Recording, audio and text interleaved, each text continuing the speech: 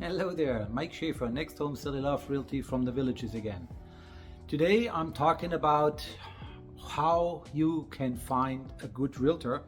Every realtor will tell you he is the best, and if you look in the newspaper you only see great realtors. But what's really behind is only something you can find out once you are working with them or once you are dissatisfied with them.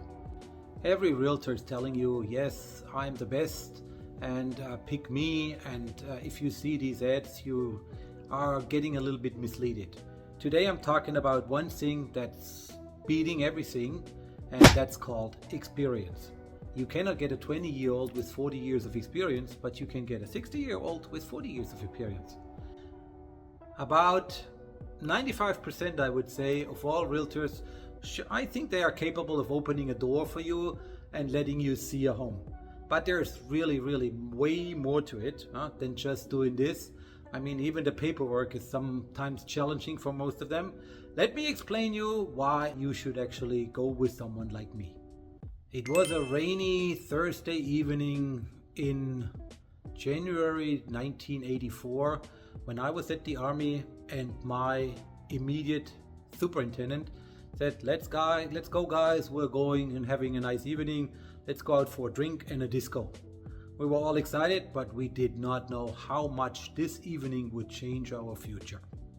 We ended up at a meeting for the back then well-known investment and insurance company that told us, listen guys, why are you wasting your time with a 9-to-5 job when you can make way more money when you start working self-employed, selling life insurance and investments.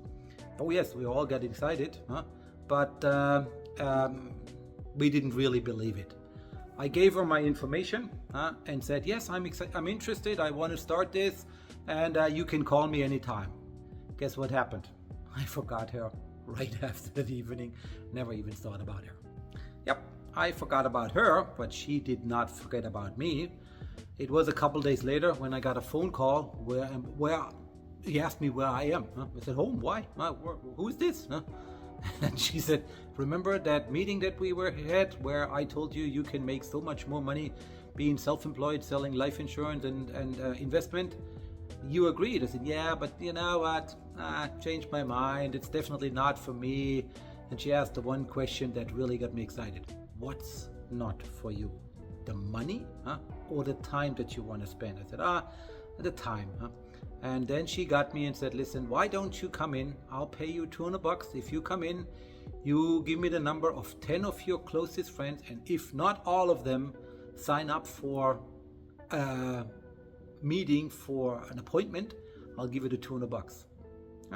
I went there with the absolute intention of picking up these $200. Want to know what happened? I gotta agree, she tricked me. Everybody of my friends gave us an appointment, and she did all the work back then. She signed them up, and honestly, I made way more money in the first months as a rookie in the investment and insurance industry than I made at the army, and even with everything I did before. So I was hooked. I really was hooked right from the beginning. From then on, I decided, okay, this is my future. And I studied hard. I got all the information, all the training, and I built a team with, at the end, up to 50 people working for me in the insurance and investment business. But I made a mistake. I had my customers' interest first, and I decided, okay, not everyone needs life insurance number 5. Kick 4 out and invest in number 5. This really doesn't make much sense. So I said, okay, I can have a really good investment for you guys, and I make way less money, but money is coming from my team anyway. I can put my customers' interest first and give them a good investment, and people loved me for it. Who did not love me for it was my employer. Yes, you heard that right. My employer wasn't happy about it, because my employer said, listen, why are you selling investments? You're making pennies from the dollar. You're making not even 5% of what you could make with the same investment amount every month if you put it in life insurance. I said, yes, agreed, but it's much better for my customers. They said, yeah, but still, you should actually consider selling life insurance. I said, my team is taken care for that. I'm well taken care of, so I can put my customers' interest first. That's what I keep doing. It took a month for them to really kick me out overnight. From one day to the next, my key didn't fit into the office anymore, and all my 50 people working for me could never talk to me. Up to this day, they are owing me about $250,000. After that negative experience, I was a little bit shocked, but I found my footing again when I started working for my neighbor, who was back then working in, I don't even know if it's something like that in the US.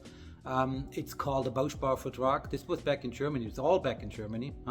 And this is an investment where people save money monthly for the future when they actually start building a home. I sold these investments, made way less money than before, but I was happy and I was working in customers' best interest. And guess what happened? People approached me and said, hey, listen, now I had this investment done. I saved for so many years. Now what am I going to do with this? I want to buy a home. I want to build a home. Can you help me? Of course, the next logical step was to say, okay, you guys want to invest your money in real estate? Whoa, guess what? I can help you here too. I went to the government back then in Germany in 1986 or so, what it was. It was easy to get a license. You just went to the government, paid a couple $100 and got your insurance, your license, not your insurance. And you could start selling real estate. Went great right from the beginning because people were interested in this and they bought from me. A couple of years in this industry, I got noticed from a builder who said, listen, you're selling our stuff anyway. Why don't you work for us? They hired me as their CEO for this company, and we started building really single-family homes, row houses, multi-family homes, and we even built houses up to 250 units in big cities all over Europe. Of course, when you are successful in every country, you raise suspicion from the IRS. And the German IRS, called Finanzamt, is really someone who can get on your nerve. They really pissed me off more and more. So at one point I decided I needed a vacation. Yep, I went to Florida. I did a vacation in Florida back in the early 90s, which was so exciting for me because this was so relaxing. No phone call. Back then it was just no direct dialing. There was operator. So I could only do one thing. I could relax, enjoy, and of course get interested in real estate in the US. I went to an auction. Was me and my friend were the only ones there, and we purchased property. I felt like a farm owner. I bought my first property here in the US. 2 units, 2 little properties. One was a quarter acre, one was a half acre. And this was for pennies. I mean, I remember I paid 20 grand for a property in an area for a half acre. And for the same amount, I would get maybe 3 square foot, 5 square foot in Stuttgart. And I said, this is paradise. I gotta come over. For me, even back then, right away was clear, I'm coming over to the US. I'm selling and buying and selling, helping people buying real estate. It was until 2004 till this dream really came to reality. End of 2004, me and my wife, we finally moved over from Germany to the US. First thing I did is getting my license. As a foreigner, it's not that easy getting your real estate license if you know that 85% of everybody trying to get this license really does not pass.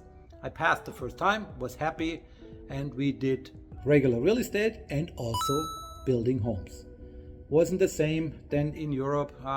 These contractors really didn't understand what we were talking about. We wanted it in a specific way. So back and finally in 2008, when the building boom collapsed with this real estate crisis, we were actually happy that we could finish building homes. We went to real estate. And yes, here we are. This is the year 2024, 20 years later. I'm still in real estate, and I can tell you one thing, experience counts. Experience is important. You need someone with you that can give you the whole picture of real estate, not just open the front door and let you decide if this is right for you or not. I see incredible stupid things happening here all over the US where people really make mistakes that should not be made. You are talking to someone where you trust them with one of your most expensive assets. You should talk to someone who has experience with everything that has to do around, not just when it comes to investment, but also with common sense that has to do with why is this good for you, what should you do, how does it work, how does the whole process actually work. I am this guy, I can help you with everything, and I hope my story inspires you that you say, okay, let's give this guy a chance. All you got to do is make one final click down here. It's my contact information. Give me a call, set up a meeting with me, get your own ideas if I'm the right person for you. I hope I was able to convince you that experience is really something important in this industry. I'm looking forward to talking to you, and hopefully soon. All the best from the villages. Hope to see you soon.